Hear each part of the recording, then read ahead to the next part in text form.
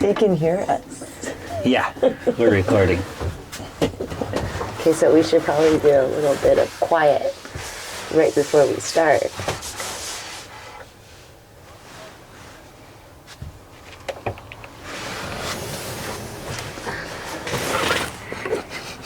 Tripping with the Nelsons, yeah! Tripping with the Nelsons, yeah! Tripping with the Nelsons, yeah! Tripping with the Nelsons, yeah! I think my kazoo broke. Ah, the sun is bright. Hi, everybody. You can't do it like that. You have to get sunglasses or something. You I can't. like how you get the sun right there. Yeah, we got good lighting. Oh, see. Good lighting right You now. can't like do your podcast. Hi, everybody.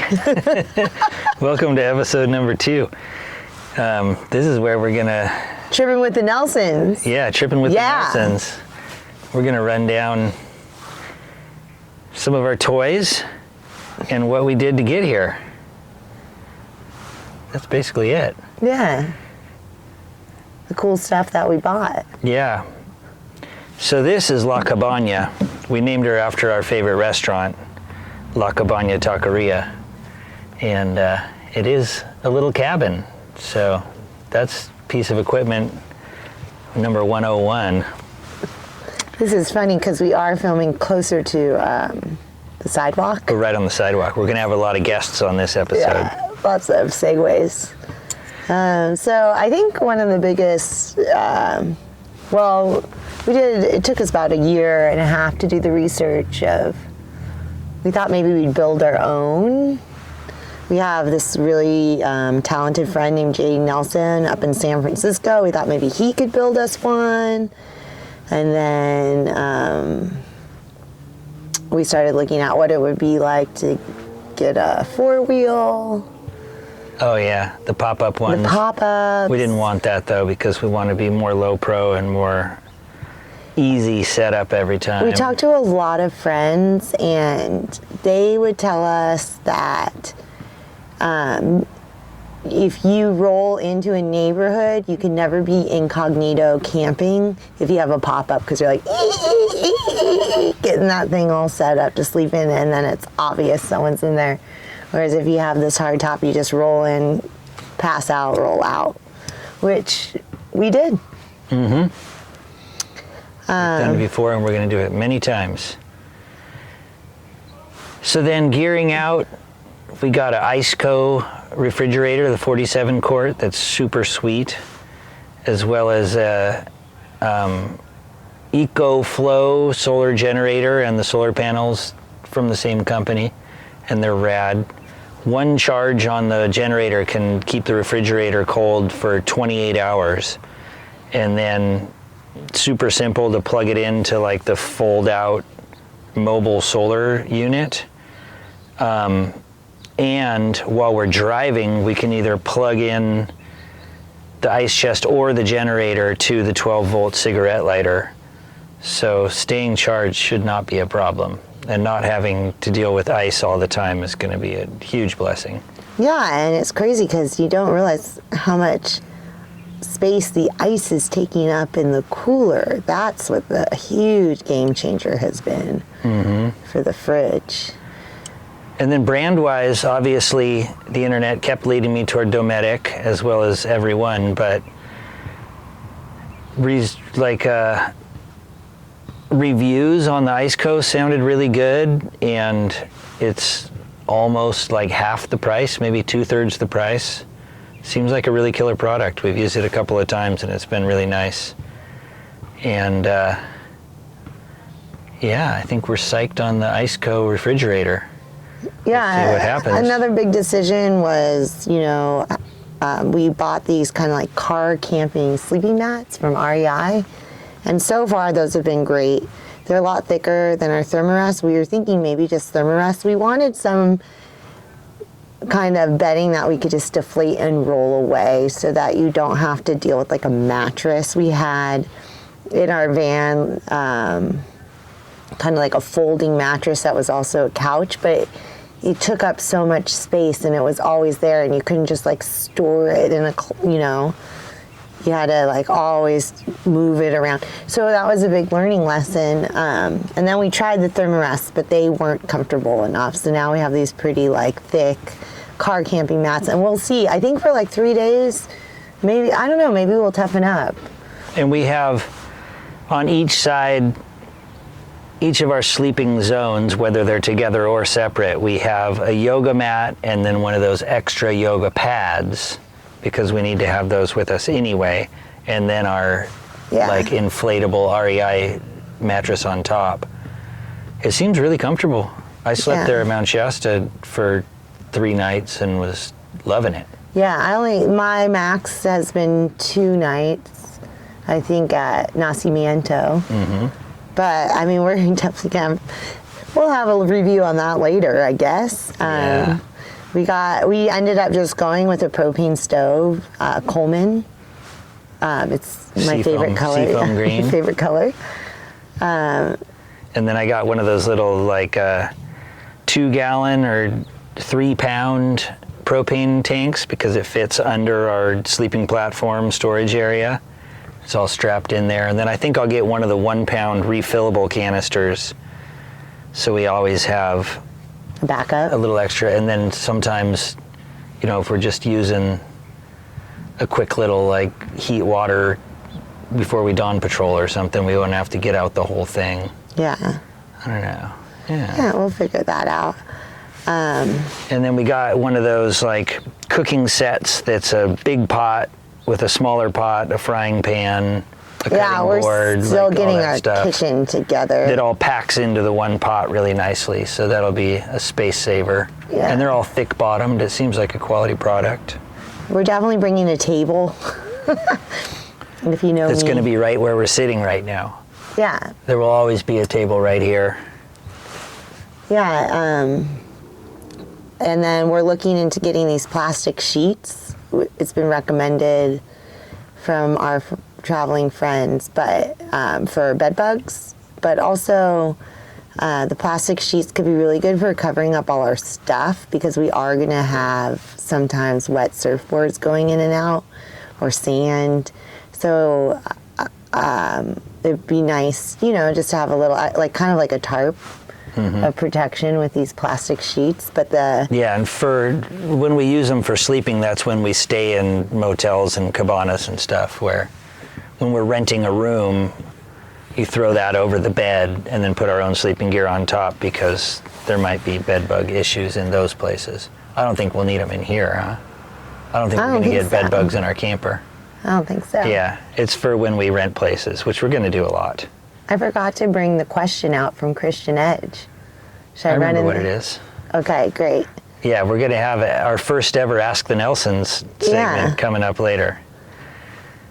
And then we're going to have at least 5 surfboards. We each have our longboards, and then we have a mid-size board that we can share on those kinds of days when I might be shortboarding and Amy, the waves are a bit much for longboarding or something. And then when it's smaller, it's kind of a fun, shapy kind of thing. And then I have a regular shortboard and kind of a fishy kind of thing. And I have a Whomper, and I'm trying to convince Jamie to also bring a boogie board. We'll see if he will.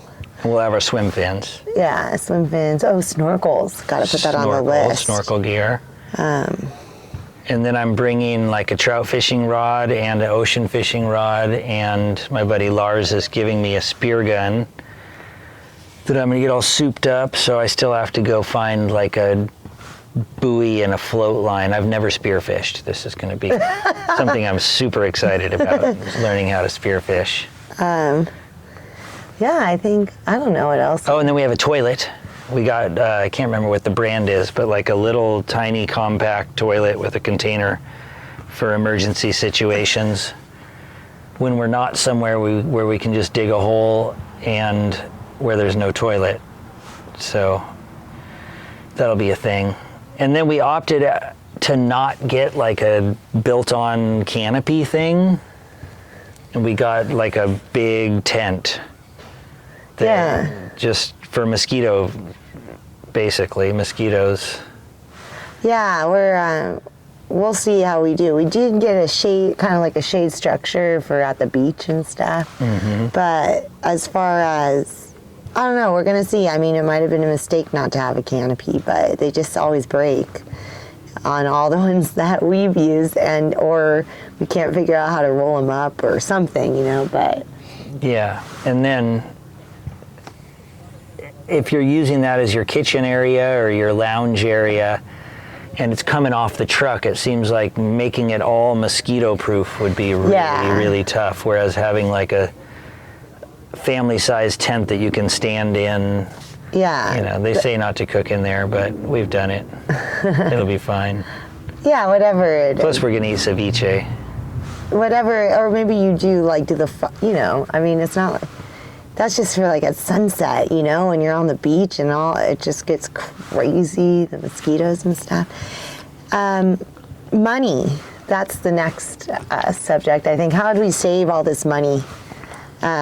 So we made a goal. I mean, people are like, so how much money do you need to do something like that? And I think it's really more about like how much willpower and zest to go do you need than the money, because you could go for nothing, but our goal was to save $80,000, and I think we've saved just short of $60,000 right now, but we've spent, I mean, including we're guessing around like $12,000 to $15,000 on gear, including our Bel Air camp shell, and so then we're both going to try to sell our electric mountain bikes, and I'm going to try to sell my Jeep. So we might hit 70,000 before we go. We have another 35 days of saving. Pretty much 30. We had a gnarly winter, so we kind of like lined it up thinking, like based off of last year's sales and the work we did. But if you lived in Santa Cruz or followed it in the news, national news, we were like in the eye of a stormnado for months. Floods and heaviest rains, biggest waves ever to hit. Infrastructure just getting like blown to pieces left and right. So outdoor dining wasn't exactly a priority for people. And out of our 3 restaurant jobs, 2 of them are really reliant on weather, and then I do landscaping 2 days a week, and I was doing construction as well, which I only got rained out of like once, but the landscaping I got rained out of a lot. So yeah, this winter we still worked a lot, but actually I guess since winter ended, we've been working we had like a week or something where we did, weeks on end, or maybe you work one day, you're just like, okay, Yeah. I guess, Which was sweet, because we got to take this rig down to Rincon. Took some, forced vacations that were pretty great. We did 7 puzzles. That was pretty rad. Oh, the Harley segment. The Harley segment. Just about this time on Monday. Mm-hmm. Who knew? That's great. And so, Jamie, as you heard, worked like 5 jobs, and I have been the general manager of a restaurant called Aldo's down in the harbor, but I double dipped. I also am a server there. So it's been, because, normally I would have 2 jobs to save for this, so I kind of just do all my jobs at once, and then it's more for the love, but I have made a little bit of money as a caretaker for Jackson, my friend's dad. I wouldn't say, at first it was, we wrote a book together, and then we used to just be like hang out, life coach partner kind of things and homies, but now it's moved more into like looking out for his health and well-being. But that's that's pretty much how much money we tried to save, how much money we've saved so far, and how we did it. And we haven't got deep into budgeting yet, but also we're not going to get deep into like a travel itinerary either. So basically it's like we have some money and Well- we have a year. And we did talk last week, we tried to calculate gas, which I thought might be 100 tanks of gas plus maybe, $10,000 or something. I think gas is only going to cost like $3,000. Oh, yeah, we'll see. Yeah, maybe so. And then there'll be a lot of mechanics fees, Yeah. parts, oil changes, that little kind of stuff. But sure, there's no way we're going to make it to Panama and back without needing a mechanic at some point. Yeah. And that kind of leads into Christian Edge's question for the Nelsons. Ask the Nelsons. What is it, Jamie? He asked, I know there's a lot of risk involved with a trip like this. And, what preparations, what are your concerns and what preparations are you taking, Thank you, to Christian take Edge. care of that? Thank you, Christian. San Francisco. So, the first thing that comes to my mind is we are not taking a gun. A lot of people have asked me that because, they think about the cartel and the shady police and whatnot, but that's just, to me, more danger than it's worth. Anyway, illegal. The other people are going to be more, heavily armed than we are, so no. I have considered maybe getting some bear spray or mace or something. Yeah, we should definitely get that. And I'm probably going to sharpen my machete and bring it down. Because that's like a tool, really, down there to get the coconuts and stuff. But, I mean, a crazy white girl with a machete, that's like something a little bit more intimidating than, Yeah, if somebody really comes at us, Amy's going to scare them a lot more than I am. But I think one of the major things is we're prepared to lose everything. We have already completely let go of all of this stuff we just listed of being stolen, the whole rig being taken from us. All of, we're doing our precautions are, we made our photocopies and scanned our documents into our email files, and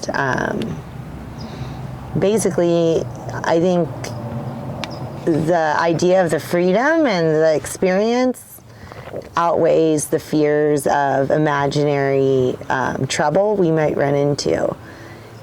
But definitely, there's, you got to be brave to go on a trip like this. And a lot of the things that we're probably fearful here, we're making up. Once you get on the road and once you start experiencing these countries, I think that those are a lot of ignorant based fears, but there are things like bugs and weird infections and that are facts. That's just part of this travel, basically all tropical travel, right? Or just out of country travel. You deal with being really uncomfortable a lot. And that's something that I think those memories fade or something, because But then, as far as the the concerns with human issues, from the reading of blogs and watching people's travel vlogs and whatnot, it sounds like we're really going to try to only, once we cross the border into Baja and their 2-4, we're going to try and only drive during daylight hours. Get to where we hope to be camping or staying, at least an hour before dark. So if that spot seems shady or weird, like this one blog we've been following, the Traveling Together Journal. It's Amy and Matt. We don't know them, but I've watched their videos a lot. They're very helpful. They have a truck called a T100 called the Blue Beauty. But they seem to occasionally arrive somewhere where it seems like it's going to be a great camp spot, and they get there and it just feels off. The people around are no good and whatnot, and so they've given themselves an hour and a half before dark to then go to a hotel and either stay there or ask if they can, pay to park in the parking lot kind of thing. So that seems like good advice. Yeah.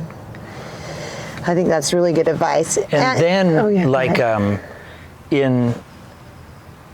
to Shake the Sleeping Self. Is that what it's called? Jedediah's book. Something like that. He rode his bicycle from Oregon all the way to Patagonia, and I loved the book. And I remember some passages in there where he was saying they would get to a spot To shake the sleeping self. Shake the Sleeping Self. Good book about doing the Pan American Highway by bicycle, and a lot more. But he would get to a place, and people who were coming in the opposite direction might advise, like, you know, the next state down's a little sketch right now. Maybe you should stay here for another few days and wait for the news to come back. And then the people who owned the campground or the lodge or whatever would be hearing, you know, from the neighboring people. And then, you know, the cartel would get done doing their business, and then they would say, all right, like, carry on. So we'll be crossing paths with a lot of travelers going in both directions who will have tips for us about what's sketchy and what's safe and where to stay, where not to stay, all that kind of stuff. Yeah. Y también hablamos español, so that really helps. I mean, we don't speak perfect Spanish, but we can really communicate in Spanish. And I know there's this like idea that I've heard that you just pretend like you don't speak any Spanish, but I think that just the Spanish speaking really helps maybe avoid troublesome situations, because people will tell you in Spanish, who couldn't tell someone maybe traveling who didn't speak Spanish what's going on. Like, I remember even traveling on a bus in Honduras, and we were going to go to this like national park thing, and this lady was talking to us on the bus, and she was like, oh no, that's not what you think it is. Mucho ladrones, you know, but she basically was like, you really do not want to go there, especially as tourists. Like, that's a really shady area. And so, you know, she helped us to avoid what might have been maybe a magical time, and she only heard the rumors or whatever. But I guess the point is that I think being able to communicate in the native language. Yeah. Sí. Yeah. Yo espero que durante el año, no pasado, pero el año que estamos Cruzando. espero que voy a comprender y hablar mucho mejor el español. Yeah. Muy bien, Jamie. I love listening to Jamie speak Spanish. It's going to be so fun. What else? I don't know. I think that's a wrap, huh? Yeah, that might be it. Until we hit the road, you know, we're not going to have a whole lot to talk about. Yeah, we might do maybe one or two more. This has been fun, like the practice of it. But we do love all of you guys reaching out to us and supporting us with this project. And it's been really fun, you know, hearing the excitement in your voices. And like Christian Edge, for an example, hit me up today. That's why he's our featured dude, because he actually sent a question in. It's just fun. What a great way to connect with everybody. Yep. We almost took all this gear up to Año Nuevo today. We went and had a beach day and got a few waves and took a nap on the beach and threw a frisbee for a bit. But I just kind of wanted to not do anything other than that. Oh, maybe. But that was kind of like tripping with the Nelsons. Yeah. Maybe it's time for our sweet. Oh, should I just do it on kazoo? No, I'm ready. We got to play an outro.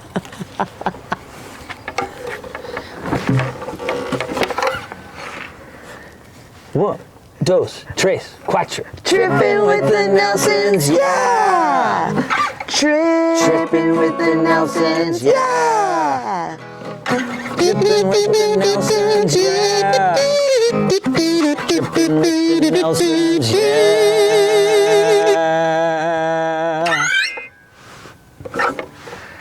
And that's it for episode 2.